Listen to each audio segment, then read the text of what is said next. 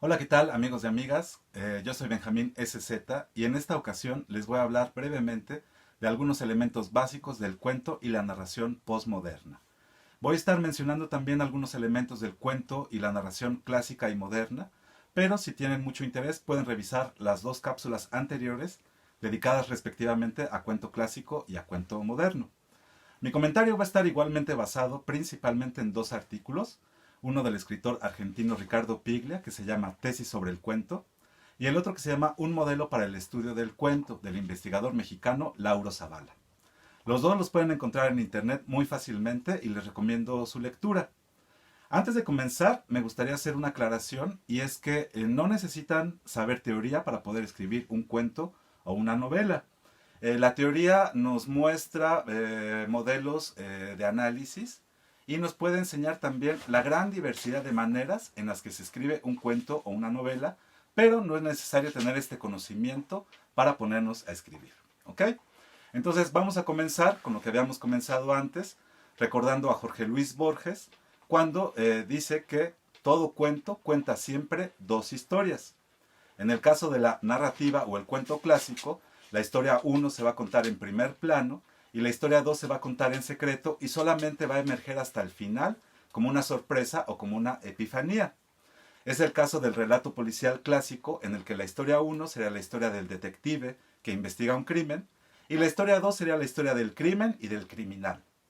Cuando el detective al final revela la identidad del criminal, es cuando precisamente emerge esta historia número 2.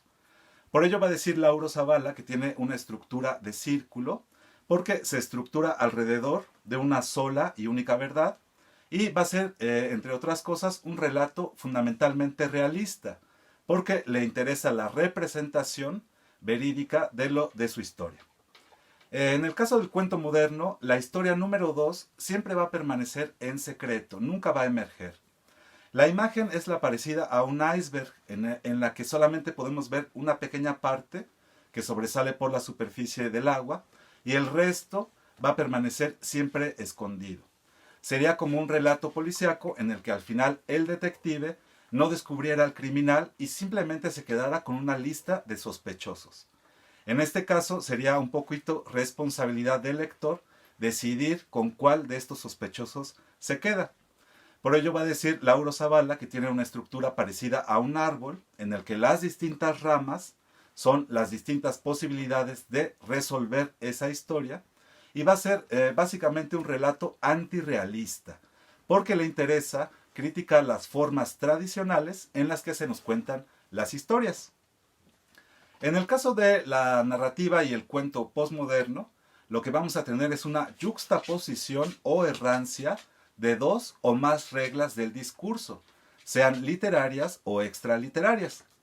Esto significa que el texto postmoderno se va a construir un poco a la manera de un collage, en el que se pueden mezclar distintos géneros literarios, como el cuento, la poesía, la novela, el teatro, el ensayo, pero también se pueden mezclar distintos subgéneros literarios, como se pueden mezclar las reglas del relato policíaco con las reglas del relato de ciencia ficción o con las reglas del relato de melodramático o el relato de fantasía. También significa que el relato postmoderno va a imitar también discursos no precisamente literarios, sino de otras disciplinas. Puede imitar el discurso histórico, el discurso fotográfico, el discurso académico o el discurso científico. Por ello, este tipo de cuento va a ser básicamente paródico, es decir, va a imitar a otros discursos. Se puede decir de este cuento que también va a ser intertextual, puesto que va a poner en primer lugar su relación con otros textos, es decir, que va a ser un texto que no se va a considerar original, sino como una especie de derivación o imitación de otros textos. Y finalmente va a ser metaficcional. Esto quiere decir que va a ser una ficción consciente de su propio estatus ficticio. Es como cuando en la televisión, aunque ocurre pocas veces, cuando un personaje en la televisión voltea directo a la cámara y nos habla a nosotros como espectadores. Sería lo que se conoce como romper la cuarta pared. Entonces, por ello va a decir Lauro Zavala que tiene una estructura de rizoma El rizoma es una especie como de tejido de raíz y va a ser básicamente un relato antirrepresentacional, puesto que le interesa más que la representación verídica de la realidad, le interesa la creación de simulacros o de realidades virtuales. ¿Ok? Para dar un pequeño ejemplo, me gustaría enseñarles un libro y discutir un poquito acerca de algunas de las partes del libro. La mayoría de los libros que circulan comercialmente van a tener portada, contraportada, pestaña, página legal, índice, prólogo, algunos van a tener notas a pie de página, algunos van a tener adendas, algunos van a tener notas del editor, notas del traductor. En fin, todas estas distintas partes podrían ser consideradas como distintos discursos en el sentido de que tienen funciones de comunicación muy específicas. En el caso de la portada, bueno, la función es indicarnos cómo se llama el libro, quién lo escribió y quién lo está editando, el nombre del editorial. En el caso de la contraportada, podríamos decir que su función sería ofrecernos un pequeño resumen o indicarle al comprador o al lector de qué se trata y a lo mejor ofrecerle algunas pequeñas reseñas publicadas en periódicos, ¿no? En la pestaña vamos a tener generalmente un espacio dedicado a la biografía del autor o de la autora.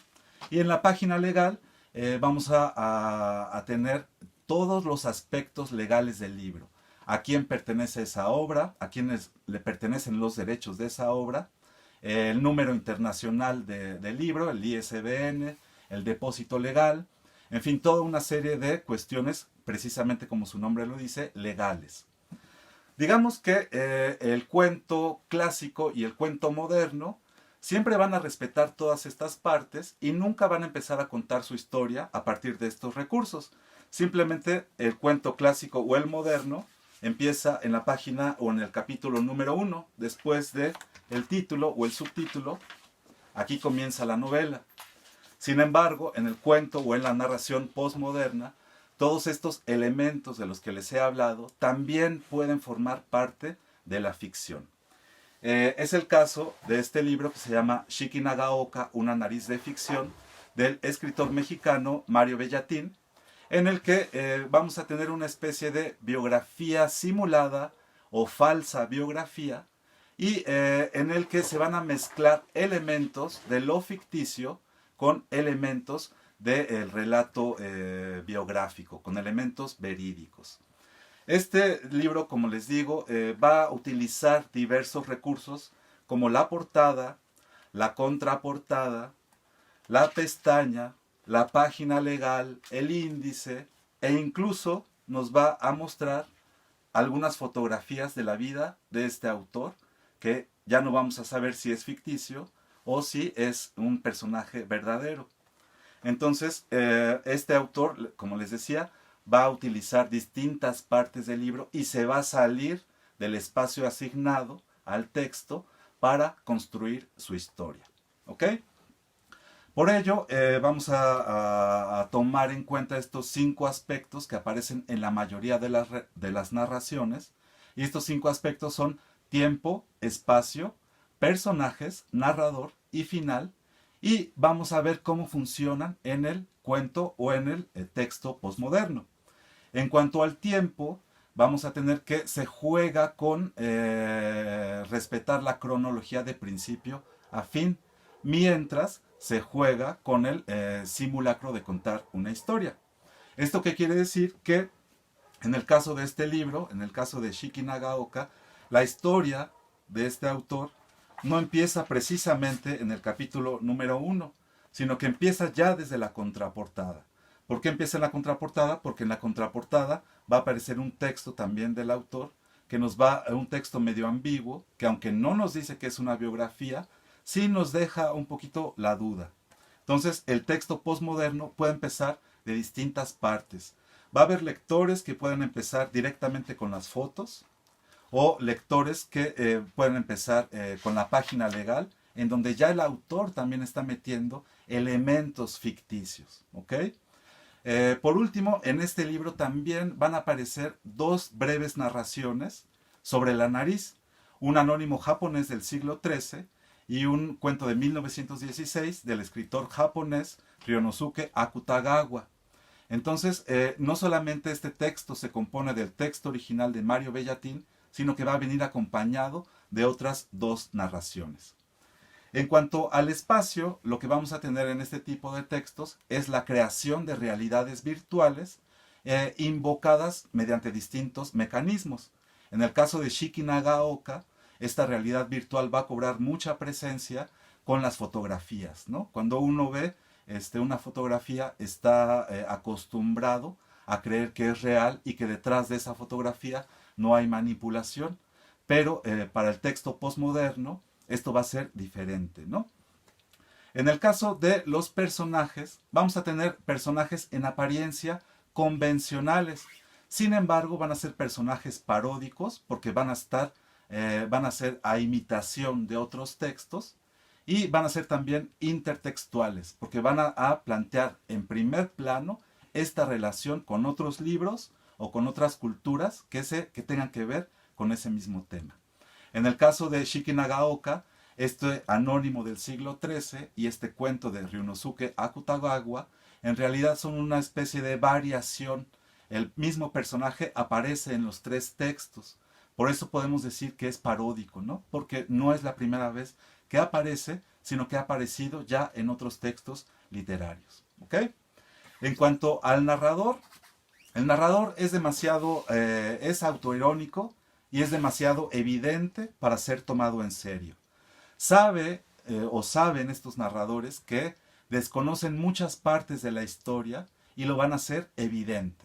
En el caso de Shiki Nagaoka, el narrador va a comenzar la mayoría de sus construcciones diciéndonos que se sabe, se cuenta, se dice, es poco probable que haya pasado, pero... Entonces todas estas cláusulas con las que empieza el narrador, evidentemente hacen que el narrador no pueda ser tomado demasiado en serio. La intención del narrador finalmente va a ser irrelevante, pues va a ser decisión del lector decidir finalmente si Shiki Nagaoka es un autor de ficción o es un autor real. ¿Ok?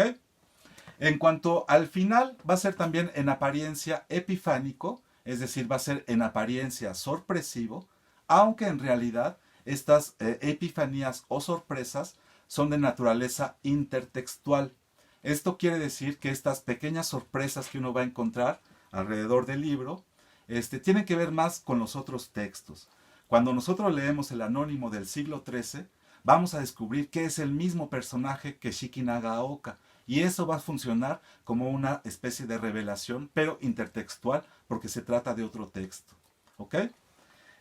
Por ello, y para finalizar, Lauro Zavala va a decir que este cuento o la narración postmoderna es rizomática, porque como les decía, es una especie de tejido desde el cual se puede entrar y salir desde cualquier parte, mientras que en la narración clásica empezábamos en un punto y seguíamos el círculo hasta acabarlo.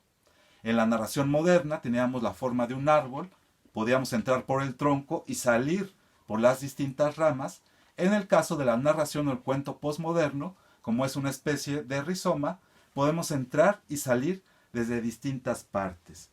En el caso de Shiki Nagaoka, es lo que les decía, va a haber gente que no va a estar interesada en leer la contraportada, pero aquí ya empezó también la historia. Va a haber gente que no va a estar interesada en leer la pestaña, pero aquí ya también empezó la historia. Entonces hay distintas maneras de entrar. Como les decía, hay lectores que pueden empezar a leer el texto o los documentos fotográficos. Entonces, este rizoma significa eso, que se puede entrar y salir desde muy distintas partes. Va a ser, como ya había dicho, intertextual, es decir, que va a poner de frente su relación con otros textos. Esto quiere decir que no se va a considerar original, sino que se va a considerar también variación de otros cuentos, de otras novelas, de otras obras. Va a ser también itinerante, porque va a ir de la metaficción a los elementos tradicionales y a la parodia. Va a estar deambulando por todos estos elementos de la metaficción, del cuento convencional y del cuento metaficcional. Va a ser también antirrepresentacional porque no le interesa, como a la narración clásica, la representación verídica de su historia, ni tampoco le interesa, como a la narración moderna, la crítica de las formas tradicionales de contar historias, sino lo que le interesa es la creación de simulacros, de realidades virtuales que existen solamente en ese texto. En el caso de Shiki Nagaoka, existe o existió Shiki Nagaoka, podemos adelantar que por lo menos existe dentro de ese texto. ¿Ok? Entonces, esos serían los elementos muy brevemente explicados de lo que es una narración o cuento postmoderno. La invitación a leer sería que se acercaran a la obra de Jorge Luis Borges, el gran escritor argentino, porque él fue el iniciador de muchas de estas formas. A principios del siglo XX ya estaba definiendo un poco lo que sería la literatura muchísimos años después. Entonces les recomiendo que se acerquen a su obra, a sus cuentos. Y por último, como parte del ejercicio, los invito a que intenten ustedes averiguar qué recursos tendrían ustedes que emplear para que su personaje de ficción pudiera de repente ser considerado como algo más que una ficción, como una realidad simulada o como una realidad virtual. Eso sería todo por mi parte. Les mando saludos y que estén bien.